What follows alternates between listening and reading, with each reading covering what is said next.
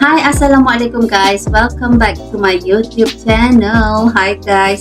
Okay guys, kita bertemu lagi nih bersama dengan Nora di video reaction Nora. Untuk kali ini, terima kasih semua yang masuk yang menonton video ini. Okay, jadi Nora mendoakan buat teman-teman semua agar teman-teman sihat walafiat selalu, bahagia selalu dan dipermudahkan segala urusan teman-teman semua yang menonton ini. Terima kasih banget. Okay, insyaAllah.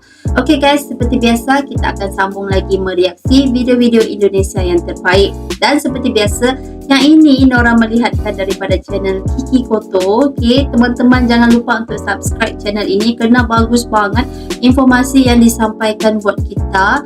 Okay, dan ini adalah salah satu channel favorit Nora. Okay, jadi teman-teman kena subscribe nih guys ya channel ini. Dan yang ini Nora tertarik mahu menonton ya bersama dengan teman-teman. Yang mana video yang bakal kita reaksi adalah mengatakan merinding nih guys ya. Merinding. Begini prediksi Inggris tentang Indonesia jika Prabowo Subianto menjadi presiden. Kita mau mengetahui sedikit sebanyak informasi ya di dalam video ini. Apakah prediksinya itu yang dikatakan nasib Indonesia ini jika Prabowo menjadi presiden. Ya, dan seperti yang kita tahu sekarang Bapak Prabowo telah pun dipilih untuk menjadi presiden Indonesia. Seperti yang kita tahu Bapak Prabowo adalah seorang yang sangat tegas dalam melakukan kerjanya. Okey, dan kita mau mengetahui banget isi kandungan video ini. Kita mau melihat apakah prediksinya itu dari orang Inggris. Dan tanpa kita membuang waktu lagi nih, yuk kita terus aja ke video reaction. Merinding. Inilah prediksi Inggris jika Prabowo jadi presiden Indonesia 2024. Ya, prediksi Inggrisnya tuh guys.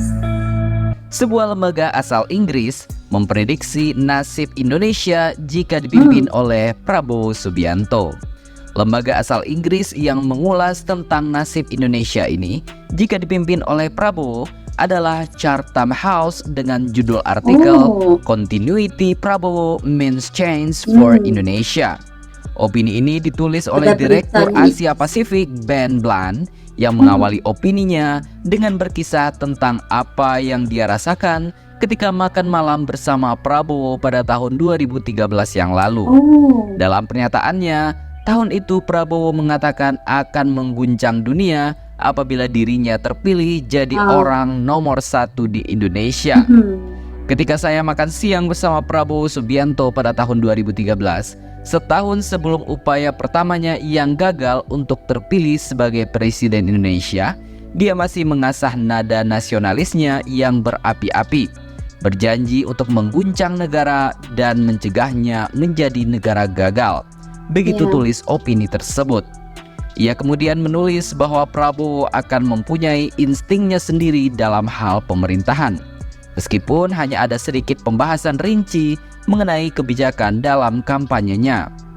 Misalnya di bidang ekonomi, Prabowo kemungkinan akan melanjutkan dorongan kontroversial Jokowi untuk membangun ibu kota negara bernilai 33 miliar dolar Amerika di hutan Kalimantan.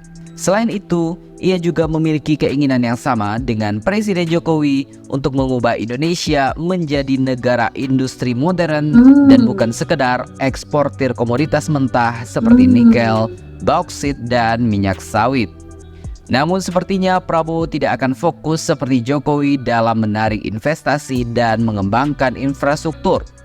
Dan masih belum jelas bagaimana Prabowo akan menyeimbangkan rencananya yang berpotensi memakan banyak biaya untuk menjadikan Indonesia mandiri dalam hal pangan dengan posisi fiskal dan moneter negara yang terbatas.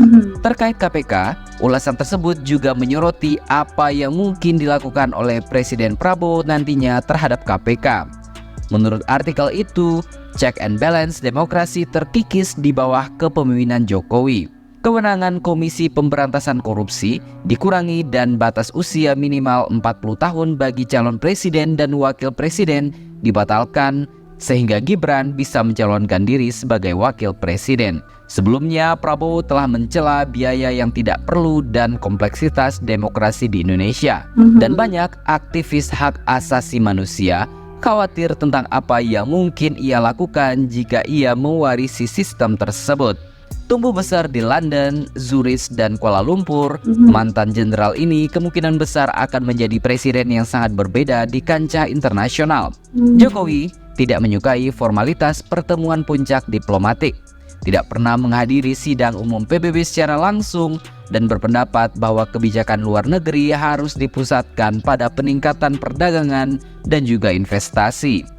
Prabowo adalah seorang yang fasih berbahasa Inggris dan menyukai pusat perhatian dunia. Namun dalam hal pidato nasionalisnya, ia sensitif terhadap anggapan remeh dari kekuatan asing. Meskipun ia tidak mungkin membatalkan komitmen jangka panjang Indonesia terhadap kebijakan luar negeri yang independen dan non-blok, Prabowo akan membawa gayanya sendiri yang antusias namun tidak dapat diprediksi. Seperti yang dibuktikan dengan rencana perdamaian untuk Ukraina yang ia ungkapkan secara tergesa-gesa pada konferensi pertahanan beberapa waktu yang lalu. Seorang ahli taktik cerdas yang telah berupaya untuk menjadi presiden setidaknya selama 2 dekade, Prabowo memanfaatkan keinginan masyarakat Indonesia untuk melihat kelanjutan kebijakan Jokowi dan keinginan Jokowi untuk mempertahankan pengaruhnya setelah ia mundur. Pakar senior Asia Tenggara dari Council on Foreign Relations atau CFR, Joshua Kurlantzick, menuliskan pandangannya mengenai calon presiden nomor urut 2 Prabowo Subianto.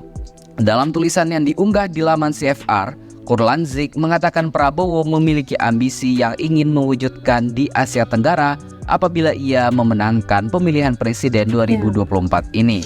Kurlantzick menyebut Prabowo ingin membawa Indonesia menjadi pemimpin ASEAN. Dalam kebijakan luar negeri, Prabowo jelas ingin Indonesia dipandang sebagai kekuatan yang lebih besar di Asia dan di panggung dunia.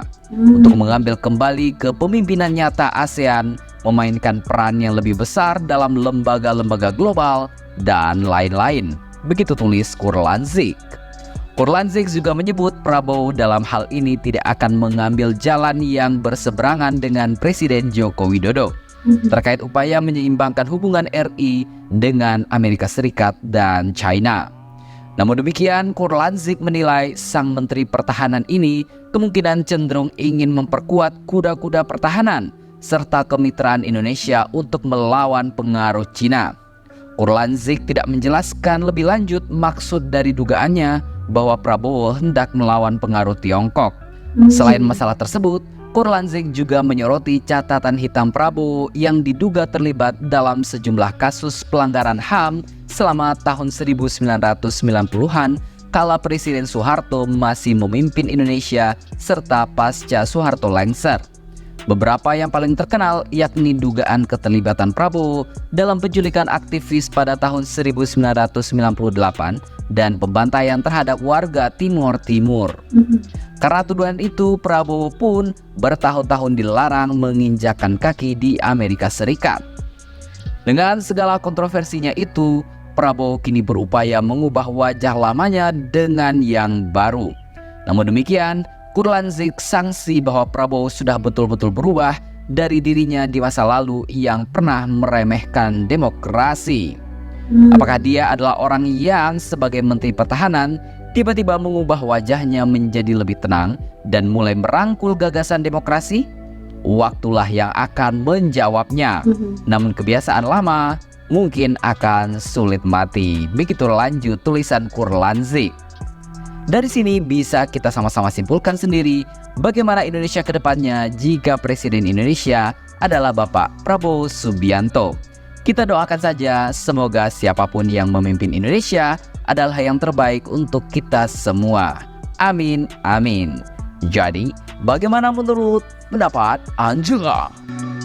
Oke guys, so itu dia sedikit sebanyak informasi yang kita mendengarkan, dan di sini ternyata Bapak Prabowo mempunyai satu rencana yang sangat besar untuk membangunkan lagi Indonesia, untuk memberikan kemajuan lagi buat negara Indonesia. Ya, seperti disebutkan tadi ya, beliau mahukan Indonesia ini dipandang sebagai kekuatan yang lebih besar ini guys di Asia dan juga di panggung dunia untuk mengambil kembali kepimpinan nyata ASEAN, memainkan peranan yang lebih besar dalam lembaga-lembaga global dan yang lain-lain.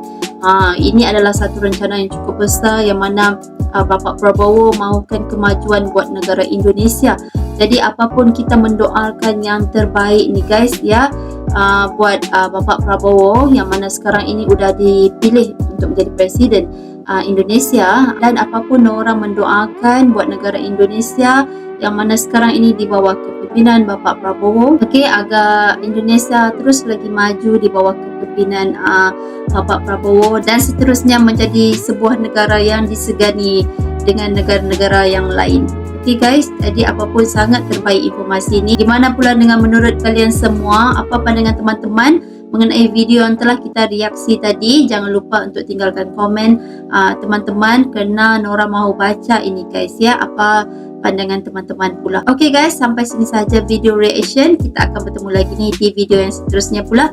So pastikan teman-teman semua stay tune. Sampai sini saja dan kita bertemu lagi. So assalamualaikum.